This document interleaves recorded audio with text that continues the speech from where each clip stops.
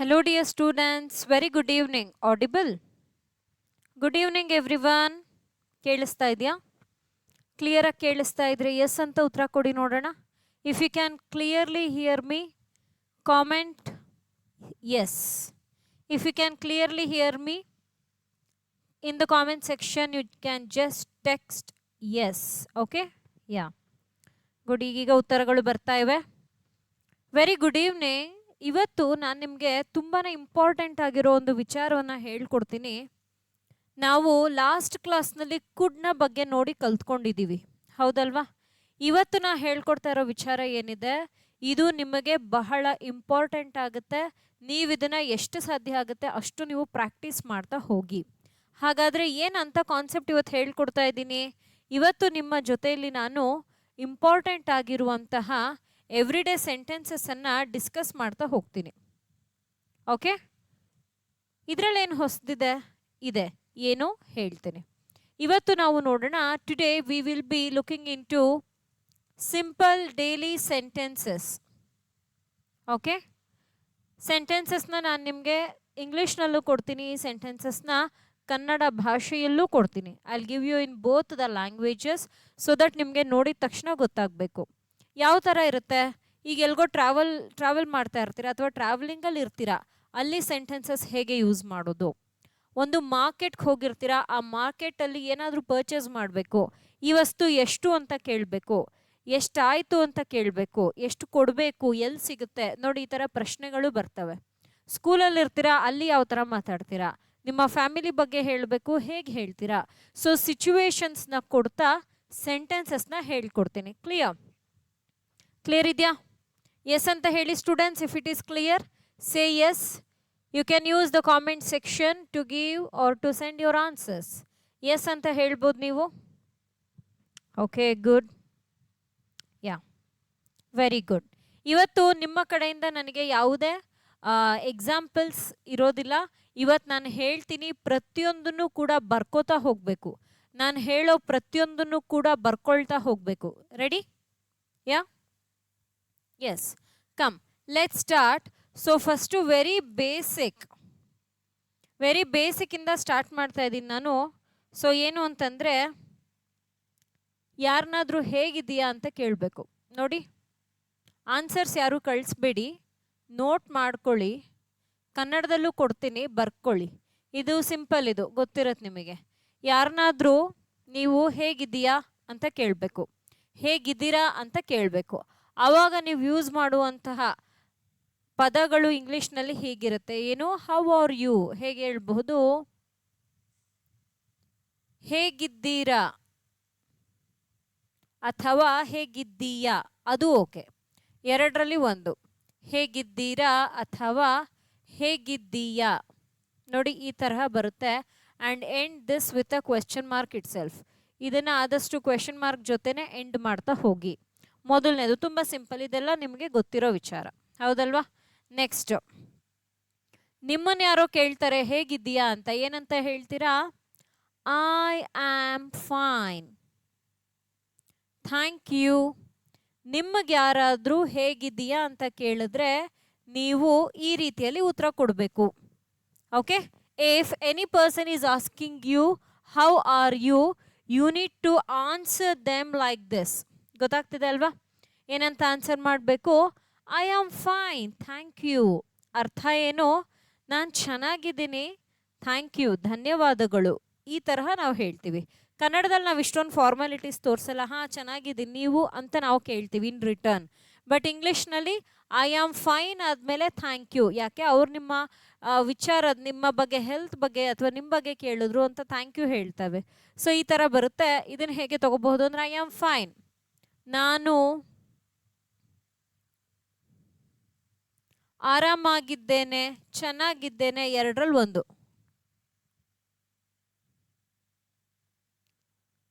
ನಾನು ಆರಾಮಾಗಿದ್ದೇನೆ ಅಂತ ತಗೊಳ್ಳಿ. ಇಲ್ಲಿ ಥ್ಯಾಂಕ್ ಯು ಅಂತಿದೆ ನೋಡಿ, ಅದನ್ನ ಧನ್ಯವಾದಗಳು ಅಂತ ತಗೊಳ್ಬಹುದು.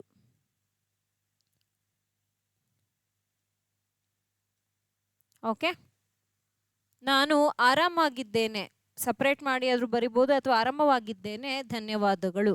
ಸಿಂಪಲ್. ಕರೆಕ್ಟ್. ನೆಕ್ಸ್ಟ್, ಯಾರನ್ನಾದರೂ ಕೇಳಬೇಕು, ಏನಂತ ಕೇಳಬೇಕು? ನಿನ್ನ ಅಥವಾ ನಿಮ್ಮ ಹೆಸರೇನು ಅಂತ. ನಿನ್ನ ಅಥವಾ ನಿಮ್ಮ ಹೆಸರೇನು? ಹೇಗೆ ಕೇಳ್ತೀರಿ ಅದನ್ನ? What is your name? ಏನಂತ ಕೇಳ್ತೀರಿ? What is your name? Correct. How to ask any person's name? ಯಾರನ್ನಾದ್ರೂ ಹೆಸರು ಕೇಳಬೇಕು ಅಂತ ಅಂದರೆ ನಿನ್ನ ಹೆಸರೇನು, ನಿಮ್ಮ ಹೆಸರೇನು? ನೋಡಿ, ಯುವರ್ ಅನ್ನೋದು ಇಂಗ್ಲೀಷ್ನಲ್ಲಿ ಬರೀ ಒಂದೇ, ಇರ್ರೆಸ್ಪೆಕ್ಟಿವ್ ಆಫ್ ದ ಏಜ್. ದೊಡ್ಡವರಾದರೆ ನೀವು ಅಂತೀರಾ ಕನ್ನಡದಲ್ಲಿ, ಚಿಕ್ಕವರಾದರೆ ನೀನು ಅಂತ ಹೇಳ್ತೀರಾ. ಬಟ್ ಇಲ್ಲಿ ಹಾಗಲ್ಲ, ಇಂಗ್ಲೀಷ್ನಲ್ಲಿ ಒಂದೇ ಅರ್ಥ ಕೊಡುತ್ತೆ ಯುವರ್ ಅಂತ, ಕನ್ನಡದಲ್ಲಿ ಹಾಗಲ್ಲ, ಇಲ್ಲಿ ನೀವು ನೀನು ಅಂತ ಬರುತ್ತೆ. ಗೊತ್ತಾಗ್ತಾ ಇದ್ರೆ ಎಸ್ ಅಂತ ಹೇಳಿ. ಯಾರು ಕೂಡ ಏನು ಆನ್ಸರ್ಸ್ ಕಳಿಸ್ಬೇಡಿ, ಜಸ್ಟ್ ನೋಡ್ಕೊಳ್ಳಿ ಅಷ್ಟೇ. ನೋಡ್ಕೊಳ್ಳಿ, ನೋಟ್ ಮಾಡ್ಕೊಳ್ಳಿ. This is very very important to know. Okay, note ಮಾಡ್ಕೋಬೇಕು ಅಷ್ಟೇ, ಏನು ಆನ್ಸರ್ಸ್ ಬೇಡ. ನೆಕ್ಸ್ಟ್, 4ನೇದ್ದು, ಯಾರಾದರೂ ನಿಮ್ಮ ಹೆಸರು ಕೇಳಿದಾಗ ಏನಂತ ಹೇಳ್ತೀರಾ? My name is. ಇಲ್ಲಿ ನೀವು ನಿಮ್ಮ ಹೆಸರನ್ನು ಫಿಲ್ ಮಾಡ್ಕೊಳ್ಳಿ. ನನ್ನ ಹೆಸರು ಅಂತ ತಗೋಬೇಕು. ನನ್ನ ಹೆಸರು ಅಂತ ತಗೊಂಡು ಹೆಸರನ್ನ ಬರ್ಕೊಳ್ಳೋದು. ಇದೆಲ್ಲ ಸಿಂಪಲ್, ನಿಮಗೆ ಗೊತ್ತಿರುತ್ತೆ, ಹೌದಲ್ವಾ? ನೆಕ್ಸ್ಟ್ ಒಂದು ಹೋಗೋಣ. Where are you from? Where are you from? ಏನಿದ್ರ ಅರ್ಥ? ಇದರ ಅರ್ಥ ಏನು ಅಂತ ಅಂದರೆ, ಎಲ್ಲಿಂದ ಬಂದಿರೋದು ನೀನು? ಯಾವ ಊರು ನಿಂದು? ಯಾವ ಊರು ನಿಂದು? ನೋಡಿ, ನಿಮ್ಮ ಊರು ಯಾವುದು, ಯಾವ ಊರಿನಿಂದ ಬಂದಿರೋದು ಅಂತ ಇಲ್ಲಿ ಹೇಳೋದು. ಫ್ರಮ್ ಅಂತ ಅಂದರೆ ಡೈರೆಕ್ಟಾಗಿ ಇದು ಪಾಯಿಂಟ್ ಔಟ್ ಮಾಡೋದು ಯಾವುದಕ್ಕೆ ಅಂತಂದರೆ ಪ್ಲೇಸಿಗೆ ಪಾಯಿಂಟ್ ಔಟ್ ಮಾಡುತ್ತೆ. ಗೊತ್ತಾಗ್ತಿದ್ಯಾ? ಗೊತ್ತಾಗ್ತಾ ಇದ್ರೆ ಎಸ್ ಅಂತ ಹೇಳಿ. ಬರೀ ನಾನು ನಿಮಗೆ ಸೆಂಟೆನ್ಸಸ್ ಕೊಡ್ತಾ ಇದ್ದೀನಿ, ಅದನ್ನು ನಮ್ಮ ಭಾಷೆಯಲ್ಲಿ ಕನ್ನಡದಲ್ಲಿ ಹೇಗೆ ಹೇಳೋದು ಅಂತ ಹೇಳ್ಕೊಡ್ತಾ ಇದ್ದೀನಿ ಅಷ್ಟೇ, ಇನ್ನೇನೂ ಇಲ್ಲ.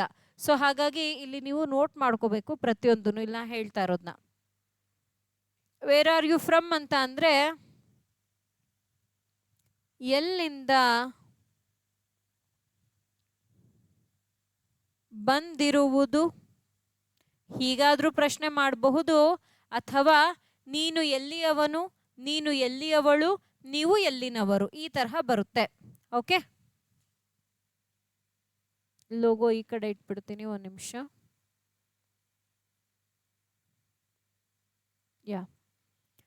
ಬರ್ಕೊಳ್ತಾ ಇದ್ದೀರಾ ಅಂತಿದ್ದಲ್ಲಿ ಬರ್ಕೊಳ್ಬಹುದು. ಸ್ಕ್ರೀನ್ಶಾಟ್ ತಗೊಳ್ತೀರಾ ಅಂತಿದ್ದಲ್ಲಿ you can take a screenshot dear students. ಒಟ್ಟಿನಲ್ಲಿ ಇದಿರಬೇಕು ನಿಮ್ಮ ಹತ್ರ ಇನ್ಫಾರ್ಮೇಷನ್. ಇವಾಗ ಇದೆಲ್ಲ ಬೇಸಿಕ್ಸ್ ನಿಮಗೆಲ್ಲ ಗೊತ್ತಿರುತ್ತೆ. ಮುಂದೆ ನಾ ಹೇಳ್ಕೊಡೋದಿದೆ ಅಲ್ವಾ, ಅದೆಲ್ಲ ತುಂಬ ಇಂಪಾರ್ಟೆಂಟ್ ಆಗುತ್ತೆ. ಓಕೆ, ಇದಾಗಿದೆ ಅಂತ ನಾನು ಭಾವಿಸಿದ್ದೀನಿ. ಮುಂದಕ್ಕೆ ಹೋಗ್ಲಾ? ಎಸ್. ಓಕೆ, ನೆಕ್ಸ್ಟ್ 6ನೇ ವಾಕ್ಯ. What do you do? What do you do? ಹೀಗಂದ್ರೆ ಏನು ಕೆಲಸ ಮಾಡ್ತೀಯಾ? Okay, what does your father do? ಈ ತರಹನೂ ಕೇಳಬಹುದು. ಅಥವಾ ಇದನ್ನೇ ಹೀಗೂ ಕೇಳಬಹುದು. What is your father? ನೋಡಿ, ನಿಮ್ಮ ತಂದೆ ಏನು? What is your mother? ನಿಮ್ಮ ತಾಯಿ ಏನು? What is your brother? ನಿಮ್ಮ ಅಣ್ಣ ಅಥವಾ ನಿನ್ನ ತಮ್ಮ ಏನು? ಅರ್ಥ ಏನು ಕೆಲಸ ಮಾಡ್ತಾರೆ? ಏನು ಹೇಳಿ ಅರ್ಥ ಇದ್ರದ್ದು ಗೊತ್ತಾಯ್ತಾ? ಅರ್ಥ ಏನು ಕೆಲಸ ಮಾಡ್ತಾರೆ? ಈ 3ರಲ್ಲಿ ನೀವು ಯಾವುದಾದ್ರೂ ಬಳಸಬಹುದು. What do you do? ಈಗ ನನ್ನ ಯಾರೋ ಕೇಳ್ತಾರೆ, ಏನು ಮಾಡೋದು ನೀವು? What do you do? ನಾ ಹೇಳ್ತೀನಿ, I am a teacher, I am a trainer, I am an educationist ಅಂತ ನಾ ಹೇಳ್ತೀನಿ. ನಾನು ನಿಮ್ಮ ತಂದೆಯ ಬಗ್ಗೆ ಕೇಳ್ತೀನಿ, what does your father do? What do your father do? ಅಥವಾ ವಾಟ್ ಈಸ್ ಯುವರ್ ಫಾದರ್? ನೋಡಿ, ಈ ತರಹ ನಾನು ಕೇಳಬಹುದು. ಅಂದರೆ ನಿಮ್ಮ ತಂದೆ ಏನು ಕೆಲಸ ಮಾಡ್ತಾರೆ, ನಿಮ್ಮ ತಾಯಿ ಏನು ಕೆಲಸ ಮಾಡ್ತಾರೆ, ಇದು ಇದರ ಅರ್ಥ. ಗೊತ್ತಾಯ್ತಾ? ಗೊತ್ತಾಗ್ತಾ ಇದ್ರೆ ಎಸ್ ಅಂತ ಹೇಳಿ. ಕೆಲಸದ ಬಗ್ಗೆ ನೀವೇ ಯಾರನ್ನಾದ್ರೂ ಕೇಳ್ಬೋದು. What you do? ಏನು ಮಾಡ್ತೀಯಾ? ಏನು ಕೆಲಸ ಮಾಡ್ತೀಯಾ? ಎಜುಕೇಷನ್ ಮುಗೀತು, ಏನಿಗೆ ನಿನ್ನ ಕೆಲಸ? ಅದನ್ನು ನೀವು ಈ ಥರ ಕೇಳಿ. ಅರ್ಥ ಆಗ್ತಿದ್ಯಾ? ಎಸ್ ಅಂತ ಹೇಳಿ ನೋಡೋಣ. If you are getting the concept say yes dear students. ಕ್ಲಿಯರಾ? Okay, yes yes yes. Okay, very good dear students. ಬನ್ನಿ ಕಂಟಿನ್ಯೂ ಮಾಡೋಣ. ಸೊ ಈ ಮೂರನ್ನು ಕೂಡ ನಾವು ಯಾವಾಗ ಬಳಸ್ತೀವಿ ಅಂತಂದರೆ when we are speaking about a work, ಕೆಲಸ ಕಸುಬಿನ ಬಗ್ಗೆ ಮಾತನಾಡುವಾಗ. ಕೆಲಸದ ಬಗ್ಗೆ ಕೇಳುವಾಗ ಹೀಗೆ ಕೇಳಿ, ಇಲ್ಲಿ ಬರೆದಿರ್ತೀನಿ. ಕೆಲಸದ ಬಗ್ಗೆ ಕೇಳುವಾಗ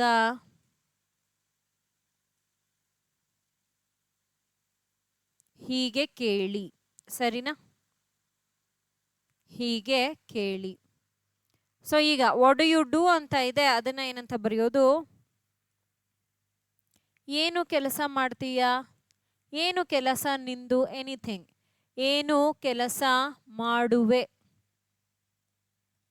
ಅರ್ಥ ಇದು. Okay, what does your father do? ನಿಮ್ಮ ತಂದೆ ಅಥವಾ ನಿನ್ನ ತಂದೆ, ಎರಡರಲ್ಲಿ ಒಂದು, ನೀವು ಬೇಡ ನಿಮ್ಮ ಅಂತಾನೆ ಬರೆಯೋಣ. ನಿನ್ನ ತಂದೆ ಅಥವಾ ನಿಮ್ಮ ತಂದೆ ಏನು ಕೆಲಸ ಮಾಡುತ್ತಾರೆ? ಏನು ಕೆಲಸ ಮಾಡುತ್ತಾರೆ ಅಂತ ಬರುತ್ತಿದ್ದು, ಸರಿನಾ? What is your father, what is your mother? Same ಇದೇ ಸೆಂಟೆನ್ಸೇ ಇಲ್ಲಿಗೆ ಬರುತ್ತೆ. ನಿನ್ನ ತಾಯಿ ಏನು ಕೆಲಸ ಮಾಡುತ್ತಾರೆ? ನಿಮ್ಮ ತಾಯಿ ಏನು ಕೆಲಸ ಮಾಡುತ್ತಾರೆ? ನಿನ್ನ ತಂದೆ ಏನು ಕೆಲಸ ಮಾಡುತ್ತಾರೆ? ನಿಮ್ಮ ತಂದೆ ಏನು ಕೆಲಸ ಮಾಡುತ್ತಾರೆ? ಅರ್ಥ ಆಗಿದೆಯಾ? ಅರ್ಥ ಆಗಿದ್ರೆ ಎಸ್ ಅಂತ ಉತ್ತರ ಕೊಡಿ. Let's see. ಕ್ಲಿಯರಾ? Okay, yes clear. Okay, yes yes, very good. ಬನ್ನಿ ಮುಂದಕ್ಕೆ ಹೋಗೋಣ. ಇದು ನಿಮ್ಮ ಬಗ್ಗಿನ ಮಾಹಿತಿ ಆಯಿತು. ಈಗ ನಿಮ್ಮ ಡೈಲಿ ರುಟೀನನ್ನು ನೀವು ಹೇಳಬೇಕು. ನಾನು ಕೆಲಸಕ್ಕೆ ಹೋಗ್ತೀನಿ, ನಾನು ಶಾಲೆಗೆ ಹೋಗ್ತೀನಿ, ನಾನು ಇಷ್ಟೊತ್ತಿಗೆ ಎದ್ದೇಳ್ತೀನಿ, ನಾನು ಇಷ್ಟೊತ್ತಿಗೆ ಮಲಗ್ತೀನಿ, ನಾನು ಎಕ್ಸಸೈಸ್ ಮಾಡ್ತೀನಿ, ನಾನು ಎಕ್ಸಸೈಸ್ ಮಾಡಲ್ಲ, ನನಗೆ ಬ್ರೇಕ್ಫಾಸ್ಟ್ ಇಷ್ಟೊತ್ತಿಗೆ ಬೇಕು, ನಾನು ಟ್ರಾವೆಲ್ ಮಾಡೋದು ಬಸ್ಸಲ್ಲಿ, ನನಗೆ ಸ್ಕೂಲ್ ಬಸ್ ಬರುತ್ತೆ. ನೋಡಿ, ಇದೆಲ್ಲ ನಮ್ಮ ಡೈಲಿ ರುಟೀನ್ ಆಗಿರುತ್ತೆ. ಅದನ್ನು ಇಂಗ್ಲೀಷಲ್ಲಿ ಹೇಳಬೇಕು. ಯಾವ ಥರ ಹೇಳೋದು? ಮೊದಲನೇದಾಗಿ ನಾವು ಪ್ರಾರಂಭ ಮಾಡೋಣ ನಾವು ಎದ್ದೇಳೋದ್ರಿಂದ. ಬಿಕಾಸ್ ನಾವು ಎದ್ದ ಮೇಲೇ ಕೆಲಸ ಸ್ಟಾರ್ಟ್ ಆಗುತ್ತೆ, ಹೌದಲ್ವಾ? ಸೊ ಅಲ್ಲಿಂದ ನಾವು ಈಗ ಪ್ರಾರಂಭ ಮಾಡೋಣ. ಬನ್ನಿ. ಮೊದಲನೇದು, I wake up early in the morning. ನಾನು ಬೆಳಗ್ಗೆ ಬೇಗ ಎದ್ದೇಳ್ತೀನಿ, ಈ ಅರ್ಥ ಕೊಡುತ್ತೆ. I wake up early in the morning, ಈ ಅರ್ಥ ಕೊಡುತ್ತೆ. ಏನು? ನಾನು ಬೆಳಗ್ಗೆ ಬೇಗ ಎದ್ದೇಳ್ತೀನಿ ಅನ್ನೋ ಅರ್ಥ ಇದು. ನೀವು ಟೈಮಿಂಗ್ಸ್ ಹೇಳಬೇಕು. ಈ ಥರ ಹೇಳಿ, I wake up at 7 AM. ನೋಡಿ, ಟೈಮಿಂಗ್ಸ್ ಬೇಕಾದರೂ ನೀವು ಹೇಳಬಹುದು. ಎಷ್ಟೊತ್ತಿಗೆ ಎದ್ದೇಳ್ತಾ ಇದ್ದೀರಾ? ಓಕೆ, ಗೊತ್ತಾಗ್ತಿದೆ ಅಲ್ವಾ? ಎಷ್ಟೊತ್ತಿಗೆ ಎದ್ದೇಳ್ತೀರಾ? ಆ್ಯಂಡ್ ಇದು ನಿಮ್ಮ ರುಟೀನ್ ಆಗಿರುತ್ತೆ. ರುಟೀನ್ ಅಂತ ಅಂದರೆ ಪ್ರತಿನಿತ್ಯ ಬೆಳಗ್ಗೆ 7 ಗಂಟೆಗೆ ಎದ್ದೇಳ್ತಿರ್ತೀರ ನೀವು. ಅದನ್ನು ನೀವು ಯಾರಿಗೋ ಹೇಳಬೇಕು. I wake up at 7 AM. ನಾನು ಬೆಳಗ್ಗೆ 7 ಗಂಟೆಗೆ ಎದ್ದೇಳೋದು. I wake up early in the morning. ನಾನು ಬೆಳಗಿನ ಜಾವ ಬೇಗ ಎದ್ದು ಬಿಡ್ತೀನಿ. ಈ ಅರ್ಥ ಕೊಡುತ್ತೆ. ಈಗ ನಾನು ಇದನ್ನು ಕನ್ನಡದಲ್ಲೂ ಕೂಡ ಬರಿತಾ ಇದ್ದೀನಿ, ನೋಟ್ ಮಾಡ್ಕೋಬೇಕು ನೀವು. ನೋಟ್ ಮಾಡ್ಕೋತಾ ಇದ್ದೀರಾ? I wake up early in the morning. ನಾನು ಬೆಳಗ್ಗೆ ಬೇಗ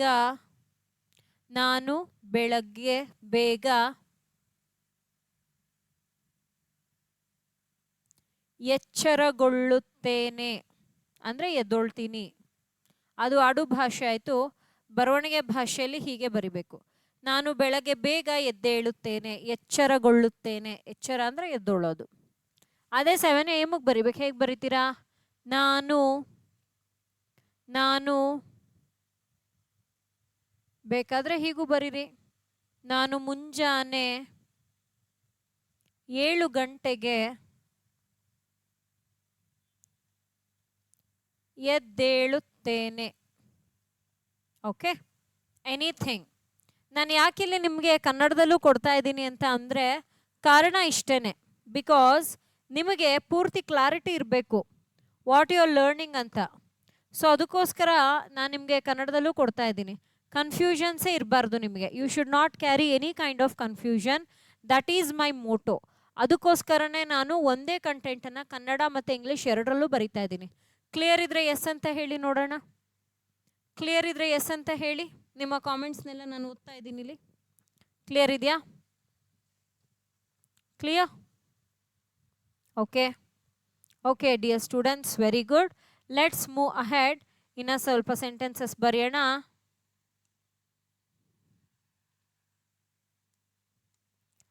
I go to school. Suppose ನೀವು ಶಾಲೆಗೆ ಹೋಗೋರಿದ್ರೆ ನಿಮ್ಮ ರುಟೀನ್ ಬೇಕಾದರೆ ಸ್ಕೂಲಲ್ಲಿ ಯಾವಾಗಲಾದರೂ ಯಾರಾದರೂ ಕೇಳಿದಾಗ ಇದನ್ನೆಲ್ಲ ಹೇಳ್ಬೋದು ನೀವು. ನೀವು ಆಫೀಸ್ಗೆ ಹೋಗೋರಾದರೆ ಐ ಗೋ ಟು ಆಫೀಸ್. ನೀವು ಕಾಲೇಜಿಗೆ ಹೋಗೋರಾದರೆ ಐ ಗೋ ಟು ಕಾಲೇಜ್. ಇಲ್ಲಿ ಏನಕ್ಕಪ್ಪ ಇದೆಲ್ಲ ಹೇಳ್ಕೊಡ್ತಾ ಇರೋದು ಅಂತಂದರೆ, ಐ ಜೊತೆಗೆ ಯಾವತ್ತಿಗೂ ಕೂಡ ಗೋನೆ ಹೋಗೋದು, ಐನ ಜೊತೆಯಲ್ಲಿ ಗೋಸ್ ಹೋಗಲ್ಲ.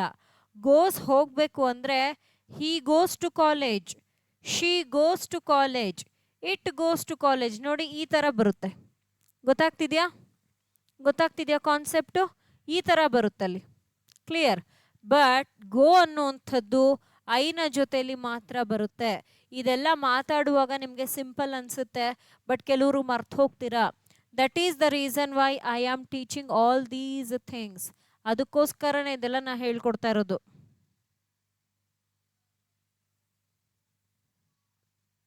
Give me 1 second. 1 second.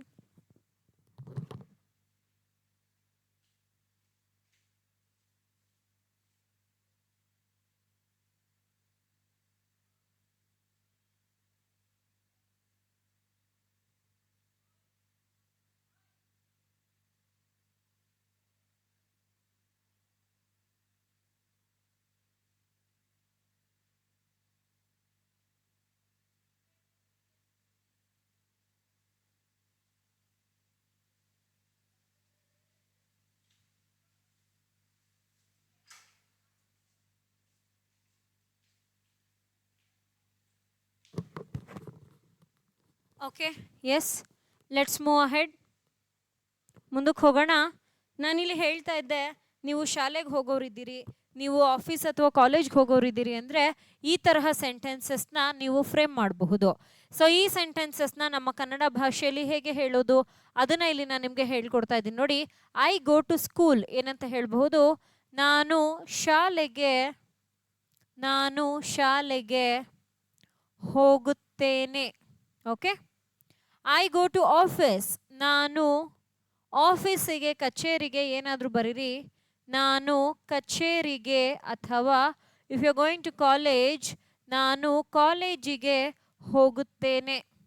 ಯಾರಾದರೂ ನಿಮ್ಮನ್ನು ಕೇಳ್ತಾರೆ, ಏನು ಮಾಡ್ತಾ ಇದೆಯಾ ಈಗ, ಕೆಲ್ಸಕ್ಕೆ ಹೋಗ್ತಾ ಇದೆಯಾ, ಕಾಲೇಜ್ಗೆ ಹೋಗ್ತಾ ಇದೆಯಾ, ಏನು ಮಾಡ್ತಾ ಇದೆಯಾ ಅಂತ ಕೇಳ್ತಾರೆ. ಅಂಥ ಸಂದರ್ಭದಲ್ಲಿ ನೀವು ಗೋನ ಬಳಸಿನೇ ಸೆಂಟೆನ್ಸಸ್ನ ಫ್ರೇಮ್ ಮಾಡಬೇಕೇ ಹೊರತು ಅಲ್ಲೆಲ್ಲ ಗೋಸ್ನ ಬಳಸಬಾರ್ದು. ಕ್ಲಿಯರಾ? ಅರ್ಥ ಆಗ್ತಾ ಇದೆ ಅಲ್ವಾ? ನೋಟ್ ಮಾಡ್ಕೊಳ್ತಾ ಇದ್ದೀರಾ ಅಲ್ವಾ? ಓಕೆ, ನೆಕ್ಸ್ಟ್ ಸೆಂಟೆನ್ಸ್ ಇದೆ.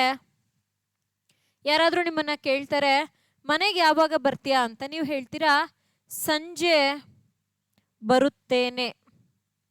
ಮನೆಯಿಂದ ಹೊರಟಿರ್ತೀರಿ, ಅಮ್ಮ ಕೇಳ್ತಾರೆ ನಿಮ್ಮನ್ನು, ಎಷ್ಟೊತ್ತಿಗೆ ವಾಪಸ್ ಬರ್ತೀಯಾ? ಆಟಾಡೋಕ್ಕೆ ಹೋಗ್ತಾ ಇರ್ತೀರಾ ಅಥವಾ ಕಾಲೇಜ್ಗೆ ಹೋಗ್ತಾ ಇರ್ತೀರಾ, ವಾಪಸ್ ಎಷ್ಟೊತ್ತಿಗೆ ಬರ್ತೀಯಾ ಅಂತ ಮನೇಲಿ ಪ್ರಶ್ನೆ ಬರುತ್ತೆ. At what time you will be coming back? ನೀವೇ ಯಾರನ್ನಾದ್ರೂ ಕೇಳಬೇಕು, ಯಾವಾಗ ಬರ್ತೀಯಾ, ಎಷ್ಟೊತ್ತಿಗೆ ಬರ್ತೀಯಾ ಅಂತ. ಅರ್ಥ ಏನು? At what time you will be coming back ಅನ್ನೋದು ಬರುತ್ತೆ. ಆವಾಗ ನೀವೇನಂತ ಹೇಳ್ತೀರಿ? ಸಂಜೆ ಬರ್ತೀನಿ ನಾನು. ನೋಡಿ, ಸಂಜೆ ಬರುತ್ತೇನೆ. ಅದನ್ನ ಇಂಗ್ಲೀಷಲ್ಲಿ ಯಾವ ಥರ ಹೇಳೋದು ಹೇಳ್ಕೊಡ್ತಾ ಇದ್ದೀನಿ, ಗಮನ ಕೊಡಿ.